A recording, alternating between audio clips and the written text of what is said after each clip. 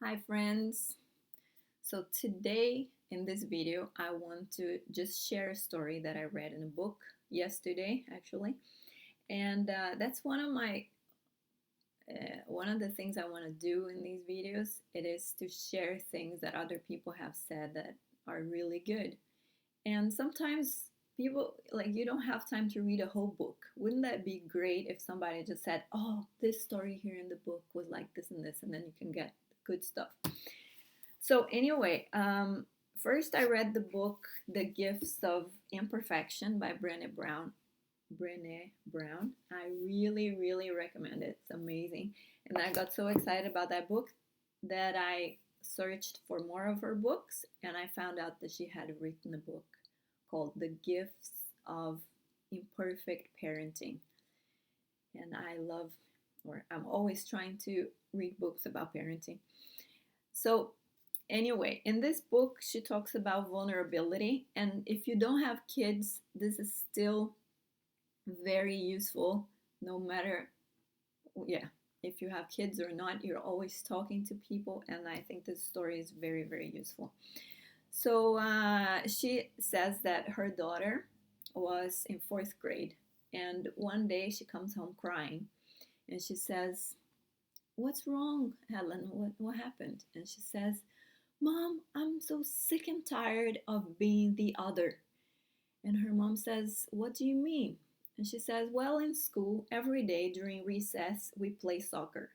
And then the popular kids, the captains of the team, they're like, okay, I'll take this person, and they name all of them by name. So they say, I'll take Kathleen, I'll take Peter, I'll take John, I'll take Maria. And when they're done picking the good kids, then they're like, so what do we do about the others? And they're like, oh, we'll just split the others.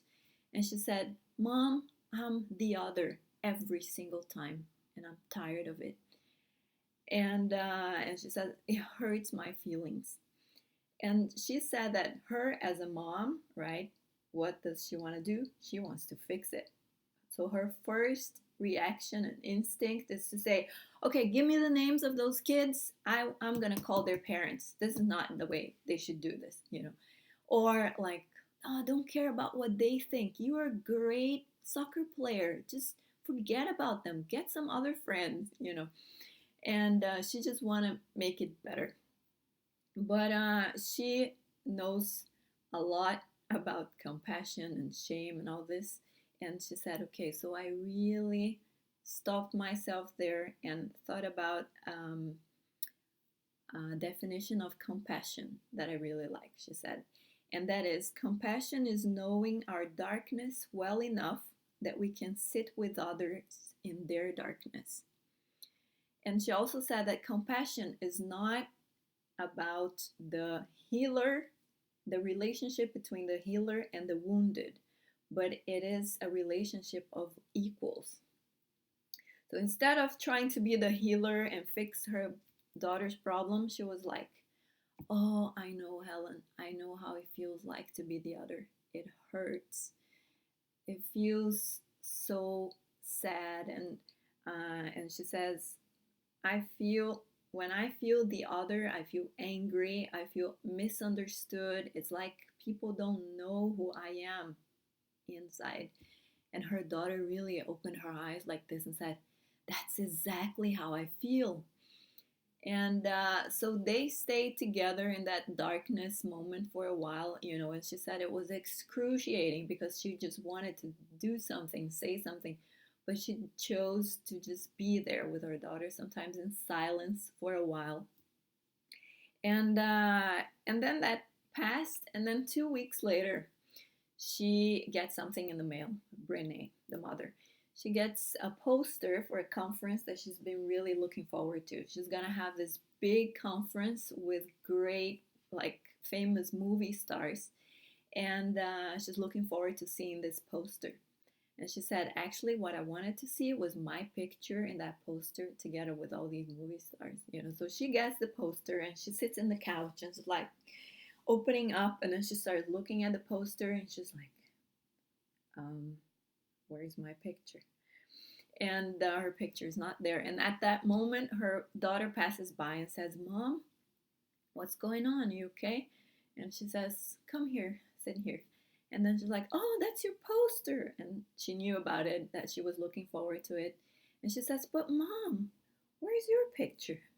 And then she points to her daughter, to the text, and then it says, "Join us for this special occasion when we're going to hear about," and then about 10 names of the famous people, and then it says, "and others."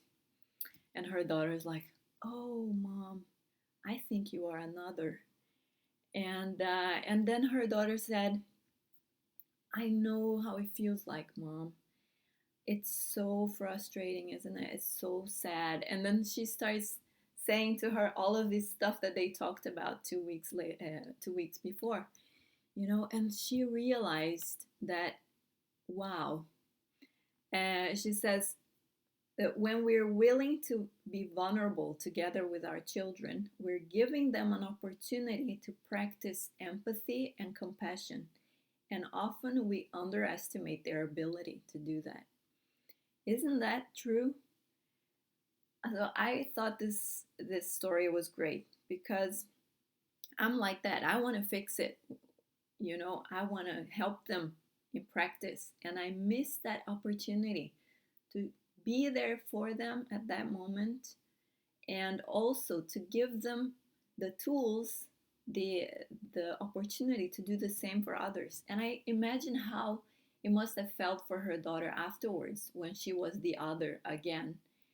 I bet she felt like empowered and felt strong and felt like, okay, I can go through this, but I can also help other people that are going through similar things. You really empower people and kind of give them permission to be vulnerable too with others. So, my challenge for you today is that during the next days, when somebody comes to you and tells you something tough that happened to them, try to refrain yourself from trying to fix it, trying to make it better for them, but just be there with them 100%.